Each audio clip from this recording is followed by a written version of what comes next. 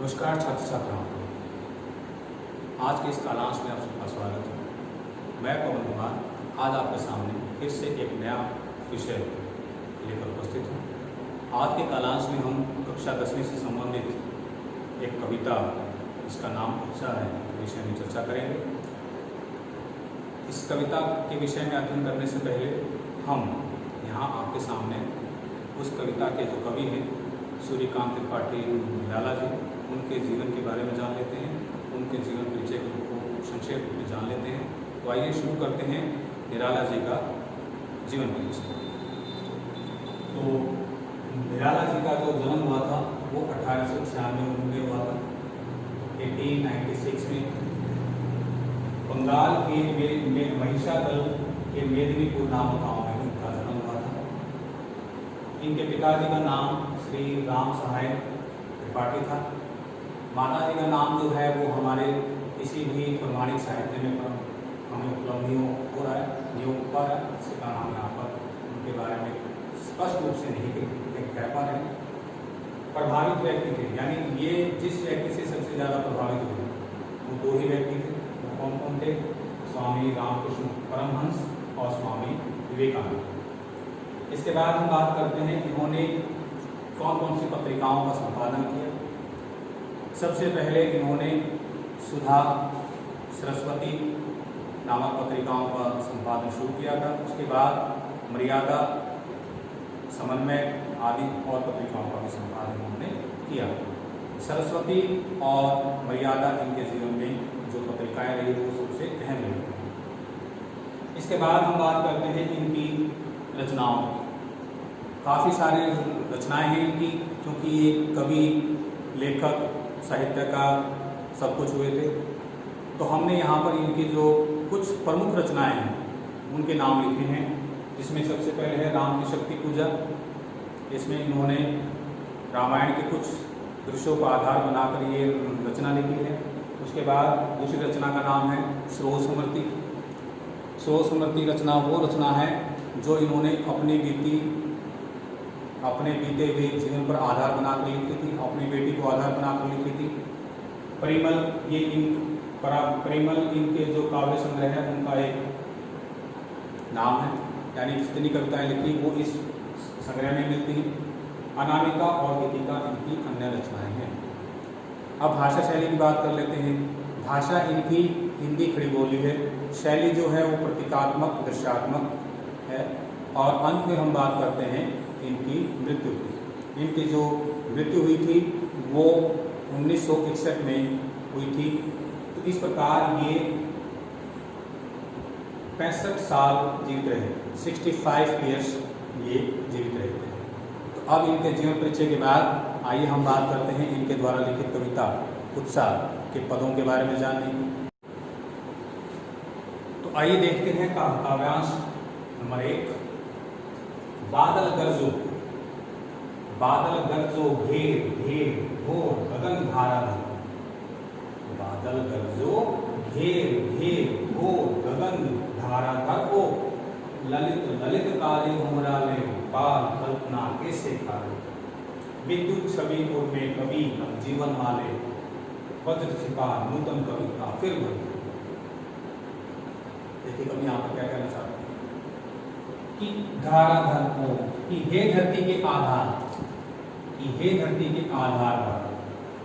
धाराधर का मतलब यहाँ पर दो मतलब निकलेंगे कि धरती के आधार, दूसरा धाराओं को, बारिश में जो पानी टपकता है उसको हम धार कहेंगे, उस धार का आधार क्या है? बादल। तो यहाँ पर कहते हैं कि हे धाराओं के आधार बादल, तुम गिर गिर के आओ, तुम गिर गिर के आओ और आकाश में, गगन में आकाश, आकाश में घनघोर रूप में छा जाओ। कि हे बादल, हे धरती के आधार बादल, आप विभिन्न दिशाओं से घिर घिर कर आइए और संपूर्ण आकाश में एक घनघोर, एक भयानक, एक पूरे तरीके से छा जाइए और भयंकर गर्जना कर दीजिए। पहली पंक्ति में कवि ये कहना चाहता है कि धरती के, यानी कि धरती के आधार बादल या फिर जो धाराओं के आधार बादल, आप विभिन्न दिशा से घिर घिर कर आइए और संपूर्ण आकाश में अपने पूरी तरीके से छा जाइए और आप एक भयंकर गर्जना उत्पन्न कर दीजिए। यहां पर घेर घेर घोर अनुप्रास अलंकार,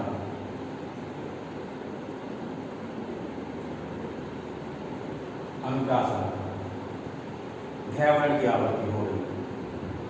ललित ललित काले घुंघराले, ललित ललित में फिर से आपके लिए आ रहा है।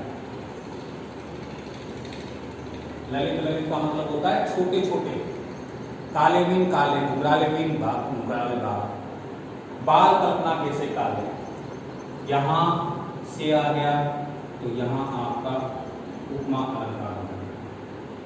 उपमा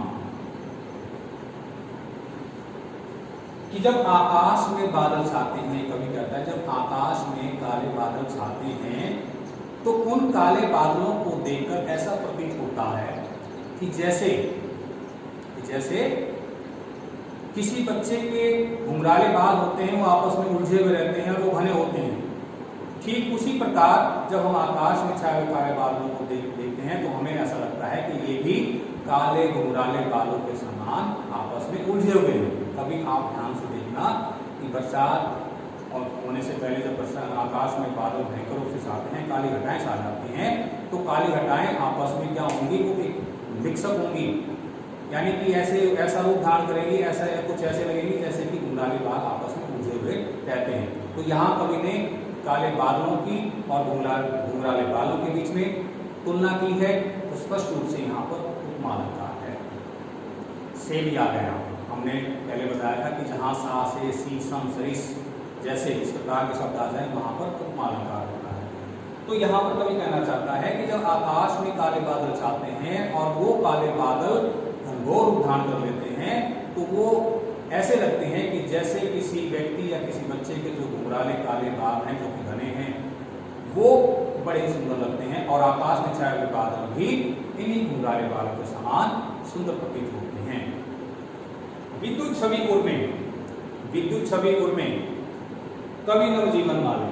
और आगे कवि कहता है कि जब आकाश में बादल छाते हैं, आकाश में काले बादल छाते हैं और उन बादलों के बीच में बिजली चमकती है, तो वो बिजली चमकती हुई बिजली ऐसे लगती है कि जैसे बादलों का सीना चीरकर, बादलों का हृदय चीरकर ये जो प्रकाश की किरण उत्पन्न हो रही है, ये समाज को एक नया रास्ता दिखाने वाली है, समाज के जीवन में एक नया संचार करने वाली है। अर्थात जो किसान हैं, मजदूर हैं, इस प्रकार के जो लोग हैं, उनके जीवन में एक नई उम्मीद उत्पन्न करने वाली है। अर्थात बादलों के हृदय में मानवीय का अलंकार आ गया, बादलों के हृदय को चिरा हुआ दिखाया है, मानवीय का अलंकार। आपने लास्ट क्लास में कविता पढ़ी थी मेघाए, वहां पर संपूर्ण रूप से मानवीय का अलंकार था। यहाँ पर भी मानवीय का अलंकार, हृदय को छीनना हमारा यानी कि एक इंसान की क्रिया है, इंसान की क्रिया है, और यहाँ पर वो क्रिया बादलों के द्वारा करवाई गई है। तो मानवीय का अलंकार कि जब आकाश में काले बादल छाते हैं और काले बादलों को देखने के बाद उसमें बिजली चमकती है, तो उससे ऐसा प्रतीत होता है कि जैसे वो चमकती हुई बिजली बालों का हृदय चीरकर हमें या फिर जो किसान वर्ग हैं, पीड़ित वर्ग हैं, उनको एक नया रास्ता दिखाने वाली हो, और वो किसानों के जीवन में या उनसे जो जुड़े जो लोग हैं उनके जीवन में क्या संचार करने वाले हो, उन्हें उत्साह उत्पन्न करने वाले। वज्रशिखा नूतन कविता इस भीषण बिजली में जो बिजली चमकती है, कई बार आपने सुना भी होगा बिजली गिरती है। कविता को कभी भी रटने की कोशिश मत करो, ये वो कविता है जो कभी ना कभी आपने प्रत्यक्ष रूप से देखी है। आपने बारिश भी होते हुए देखी है, आपने बिजली चमकते हुए देखी है, और बारिश का कब हम इंतजार करते हैं ये भी आपने सब कुछ देखा होगा। तो इसको कभी रटने की कोशिश मत कीजिए, बल्कि जो हालात है, जो स्थिति है, उसके अकॉर्डिंग इसको समझने की कोशिश कीजिए कि जब बारिश होती है तो कैसा माहौल बनता है, वो चीज़ें बताएंगे। वज्रशिखा, तो जब बिजली गिरती है तो बिजली का गिरना किसी भयानक हथियार से कम होता, अर्थात जैसे किसी भयानक हथियार से हम किसी को हानि पहुंचाते हैं, ठीक उसी प्रकार से ये भी एक वज्र के समान है, एक वज्र के हथियार के समान है। जैसे वज्र एक हथियार के समान होता है, ठीक उसी प्रकार से ये भी एक कठोर हथियार होता है, जिसकी मारक क्षमता से कोई भी बच नहीं सकता। अर्थात ये जो बादलों के अंदर जो बिजली चमक रही है ये कठोर भी है, इसमें कठोरता भी है, लेकिन इस कठोरता के साथ ये कठोरता भी दिखा रही है, लेकिन कठोरता के साथ साथ ये लोगों के जीवन में एक नया संचार उत्पन्न कर रही है, जोश उत्पन्न कर रही है, उमंग उत्पन्न कर रही है। किन लोगों के मन में? जो भीषण गर्मी से परेशान है, जो व्याकुल है भीषण गर्मी से, लगातार तप रहे हैं कि और सोच रहे हैं कि कब हमें इस भीषण गर्मी से छुटकारा मिले। तो इस गर्मी से छुटकारा पाने के लिए वो लगातार बादलों का आह्वान कर रहे हैं। वो चाहते हैं कि आकाश में बादल आए और इस प्रकार से छा जाए कि संपूर्ण आकाश काला हो जाए और वो दृश्य बड़ा ही सुंदर अच्छा लगेगा। जब बिजली चमकेगी तो वो दृश्य अच्छा भी लगेगा, लेकिन भयानक भी होगा। यहाँ पर भयानक रस भी है। अंतिम दो पंक्तियों में भयानक रस, हमने अभी पिछले दो कालांश से पहले पिछले कालांश में रस की बात की कि भयानक रस, बिजली चमकती है तो लोगों में भय उत्पन्न होता है, तो ये भयानक रस है। अब इस विशेष की बात कर लेते हैं। उपयुक्त पंक्तियों में कवि की भाषा हिंदी खड़ी बोली है, जो कि सरल स्पष्ट रोचक है, आसानी से समझ में आने वाली है। इसके बाद हम बात करते हैं अलंकारों की। आपका अनुप्रास, उपमा, मानवीकरण, इन अलंकारों की छटा निराली है। भयानक रस, वीर रस से परिपूर्ण काव्यांश है और औज गुण का प्रयोग किया गया है। प्रतीकात्मक और दृश्यात्मक दोनों ही शैलियों का प्रयोग किया गया है और यहाँ कवि ने बड़े ही सुंदर ढंग से बादलों का आह्वान करने की कोशिश की है, बादलों का आह्वान करते हुए उन्हें बुलाने की कोशिश की है। अब देखते हैं दूसरा काव्यांश। आइए अब हम दूसरे काव्यांश की बात करते हैं। दूसरे काव्यांश में देखिए, बादल गरजो, बादल गरजो, बादल गरजो, विकल विकल उन्मंथ है उन्मंथ, बादल गरजो, विकल विकल उन्मंथ है उन्मंथ, विश्व के निगाह के सकल जन, आए अज्ञात दिशा से अनंत के घन, तप्त धरा जल से फिर भर शीतल कर दो, बादल गरजो। देखिए क्या कहते हैं, बादल गरजो यानी विकल, विकल भी व्याकुल, विकुल, विकल का मतलब है व्याकुल, उन्मन मीन अटपटा। कई बार हमारा मन जो होता है अटपटा हो जाता है, मन अच्छा नहीं होता, उदास होता है, तो हम उसको अटपटा मन कहेंगे। निदान, धूप, धूप कहेंगे, सूर्य की धूप। सकल जन, सभी जन। घन मीन बादल, तप मीन तपती हुई, धरा मीन धरती, जल से शीतल कर दो यानी जल से उसको ठंडा कर दो, बादल कवि कहते हैं। देखिए कि हे बादल, हे बादल, तुम आकाश में भीषण रूप धारण करके गिर गिर कर आ जाओ और आकाश में भयंकर गर्जना उत्पन्न कर दो, और तुम्हारी वो गर्जना ऐसी होनी चाहिए, तुम्हारी जो गर्जना है वो इतनी भयंकर ऐसी होनी चाहिए कि वो विश्व के सभी, विश्व में संसार, सकल जमीन सभी व्यक्ति, यानी विश्व के वे सभी व्यक्ति जो धूप गर्मी से अत्यधिक परेशान हैं, व्याकुल हैं, अटपटे हैं, उनका मन अटपटा हो चुका है, वो सभी के सभी इस परेशानी से बाहर निकलो। अर्थात तुम आकाश में छा जाओ और इतनी घनघोर भयंकर गर्जना करो कि जिससे जो व्याकुल लोग हैं, जिनका मन अटपटा है, जो निराश है, हताश है, उन सभी के लोग के मन से वो निराशा, हताशा, व्याकुलता, अटपटापन जो है वो दूर हो जाए और उनके मन में खुशी का संचार हो, एक नए जोश का संचार हो, एक नए ऊर्जा का संचार हो। मैं आपको थोड़ा सा एग्जाम्पल देना चाहूँगा। क्या होता है कि जब भीषण गर्मी का माहौल होता है, भीषण गर्मी में लूएं चलती हैं। अभी तो मौसम थोड़ा ठीक हो चुका है, लेकिन कुछ दिन पहले जब ये बरसात नहीं हो रही थी, आपने देखा कि 47-48 टेम्परेचर पहुँच चुका था। गर्म गर्म लूएं, हम लू के जो थपेड़े थे वो हमें जला रहे थे। ये चीज़ आपने भोगी हुई और हर साल होता है, ये भी नहीं, इस साल की बात नहीं है, हर साल की बात होती है। लूएं चलती हैं, गर्मी होती हैं, भयंकर जो माहौल बन जाता है। उस दौर में हर व्यक्ति जो है वो टकटकी की ओर टकरेल लगाकर आकाश को देखता है, निहारता है कि कब बारिश हो, कब हमें इस भीषण गर्मी से छुटकारा मिले। आप में से ऐसा कोई भी बच्चा नहीं होगा जिसने जो कभी बारिश में भीगा ना हो, जिसने बारिश के दौरान अटखेलियाँ ना की हो, जिसने बाजार के दौरान उछल कूद ना की हो। क्यों वो उछल कूद क्यों करते हैं, अटखेलियाँ क्यों करते हैं? वो इसलिए करते हैं कि भीषण गर्मी के कारण हम अंदर रहते हैं, बचने की कोशिश करते हैं, घर में बंद होते हैं। लेकिन जैसे ही बरसात आती है तो हम खुले में आ जाते हैं, छतों पर आ जाते हैं, गलियों में आ जाते हैं, उछल कूद करते हैं। ये क्या है? हमारे मन की उमंग, उत्साह, जोश, इसकी हमने बात की। दूसरी बात, जो किसान वर्ग है, भीषण गर्मी के कारण वो भी लगातार आकाश को लो और टकटकी लगाकर देखता है कि कब आकाश में बारिश हो, कब आकाश में बादल छाएं और बारिश हो। बारिश होगी तो उसकी वो फसल बो सकेगा, फसल बो सकेगा तो उसकी फसल अच्छी होगी, फसल अच्छी होगी तो उसके मन में एक नया उत्साह, एक नई उम्मीद उत्पन्न होगी। और फसल अच्छी नहीं हुई, बारिश नहीं हुई, फसल अच्छी नहीं हुई तो वो भी निराश, हताश, परेशान हो जाए। यही यहाँ पर बताने की कोशिश की है। आए अज्ञात दिशा से अनंत के घूम, कि चारों दिशाओं से अज्ञातहीन, अनजान, चार दिशाएं हैं। किसी भी दिशा से जो बादल हैं वो घुमड़ घुमड़ कर आ जाते हैं, उमड़ उमड़ कर आ जाते हैं। और असंख्य, अनंत भी असंख्य, असंख्य संख्या में वो बादल उमड़ उमड़ कर आकाश में आ जाते हैं। और तप्त धरा, तपती हुई धरती को कभी फिर से बादलों कहता है कि हे बादलों, तुम आकाश में छा जाओ और जो व्याकुल परेशान लोग हैं, अटपटे लोग हैं, उनके जो धूप से परेशान है, गर्मी से परेशान है, उनको शीतलता प्रदान करो।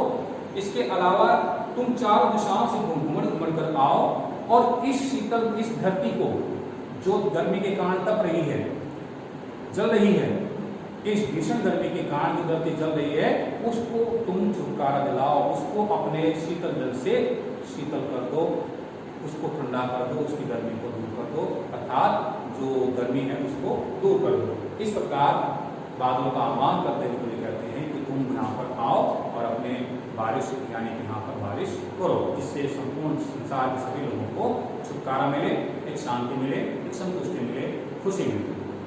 ये छोटी सी कविता थी जो कवि ने यहाँ पर बताने की कोशिश की है। अब इस विशेष की बात कर लेते हैं।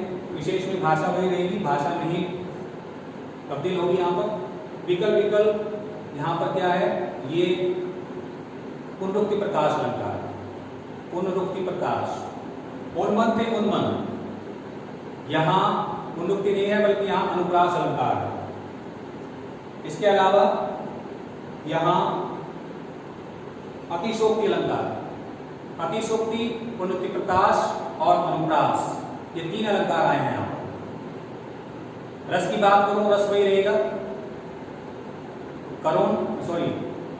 आपका वीर, और यहाँ पर वीर रस की रहेगा, भयानक रस नहीं। यहाँ पर वीर रस की उत्पत्ति हुई है, और गुण की प्राप्ति हुई है। इसके अलावा यहाँ पर प्रतीकात्मक और दृश्यात्मक शैली का प्रयोग किया गया है।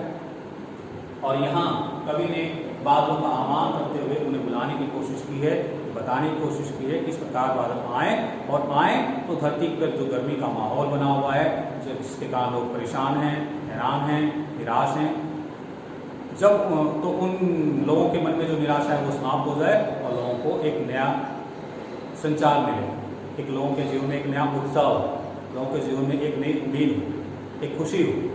यही चीज़ बताने के लिए कवि ने बादलों का आह्वान करते हुए कहा है। तो बादलों का आह्वान यहाँ पर मानवीकरण अलंकार भी हो सकता है। नंबर 4 अलंकार यहाँ पर मानवीकरण अलंकार भी है, क्योंकि बादलों का आह्वान कर रहा है, प्रतीकात्मक प्रतीक बनाकर बादलों को बुलाने की कोशिश कर रहा है। तो ये आपका विशेष है। अगर फिर भी कोई संदेह रह जाता है तो आप मुझे मेरे नंबर पर संपर्क कर सकते हैं। आज के कालांश में केवल इतना ही। उम्मीद करता हूँ कि आपको ये कविता जरूर समझ में आई होगी। धन्यवाद।